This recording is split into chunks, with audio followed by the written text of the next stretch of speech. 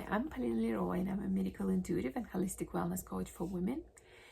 And I want to share with you what I learned from the actual bodies that I work with for over 12 years.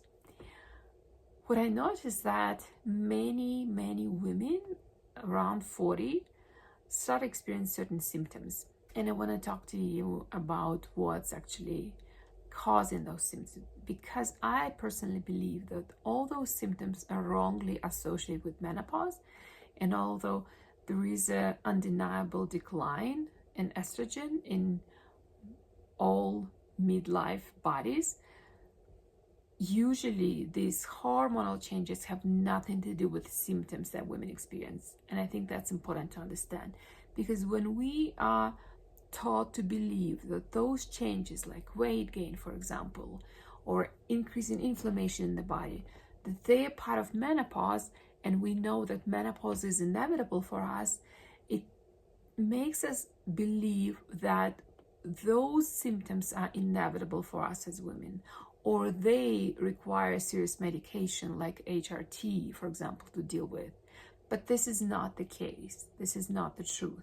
And I want to talk to you about what actually is happening in the body and how we can address it with the simple changes that are available for all of us. Let's start our conversation with weight gain. Weight gain is usually a symptom that can have several underlying conditions.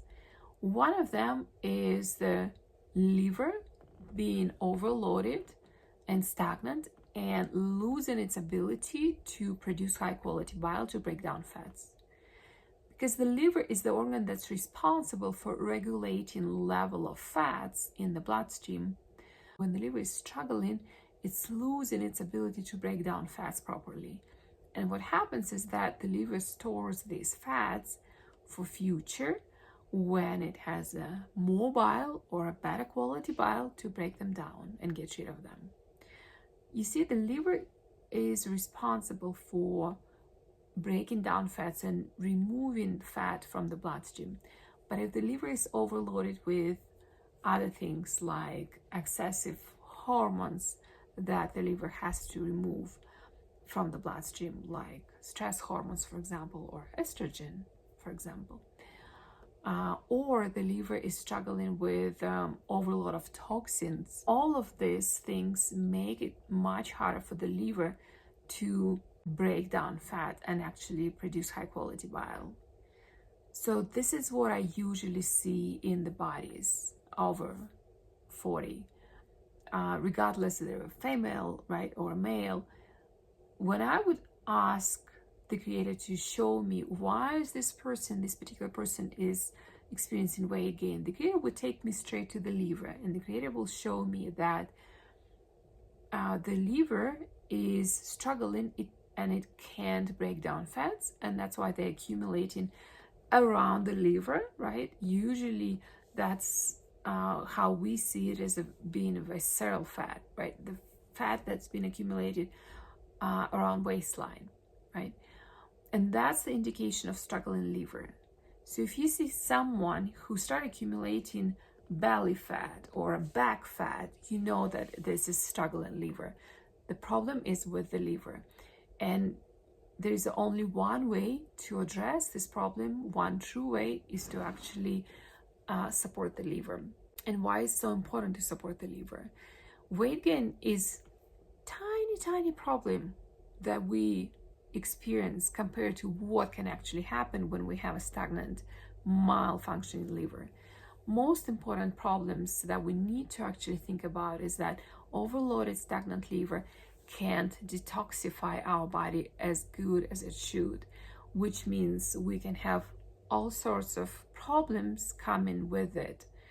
If the liver can't detoxify our body properly, if it can't detoxify itself, that means that the quality of blood will be worse. And if the quality of blood is worse, we'll have problem with the cardiovascular system, the whole cardiovascular system, including blood vessels and heart. Here's your high risk of high blood pressure, stroke, and heart attack. they are not problems of cardiovascular system. Originally, they all stem from overloaded stagnant liver, right?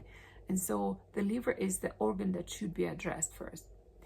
Another problem that will stem from the stagnant liver is the problems in the digestive tract. That's why so many women start experiencing digestive issues like constipation or bloating or cramps in the digestive tract, right?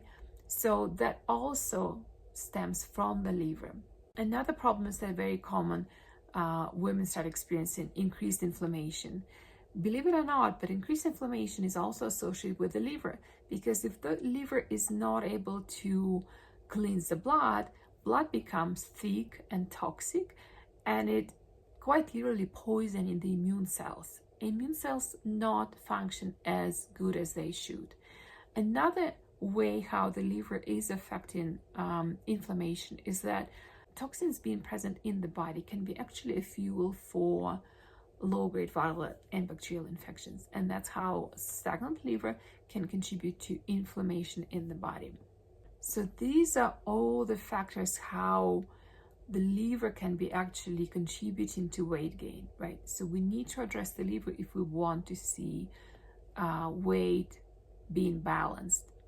Another aspect of what's happening in the body is depleted adrenal glands. When adrenal glands are depleted, exhausted, and overused, they usually don't stop produce adrenaline and cortisol, but the production of those stress hormones becomes erratic and out of control. And so sometimes adrenal glands will produce more adrenaline and more cortisol, and sometimes they start producing those stress hormones in the middle of the night, which in itself will cause insomnia, for example. And if the liver is functioning well, the liver is responsible for removing those stress hormones out of the bloodstream. But if the liver is stagnant, first, it's not very good at removing those hormones from the bloodstream.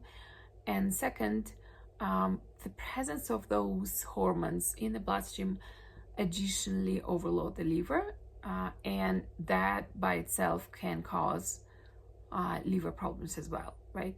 So I would say cortisol and adrenaline by themselves, they don't cause weight gain, but they contribute to weight gain through the liver as well. The more hormones, stress hormones in the bloodstream, the more liver will be malfunctioning and struggling to break down fats.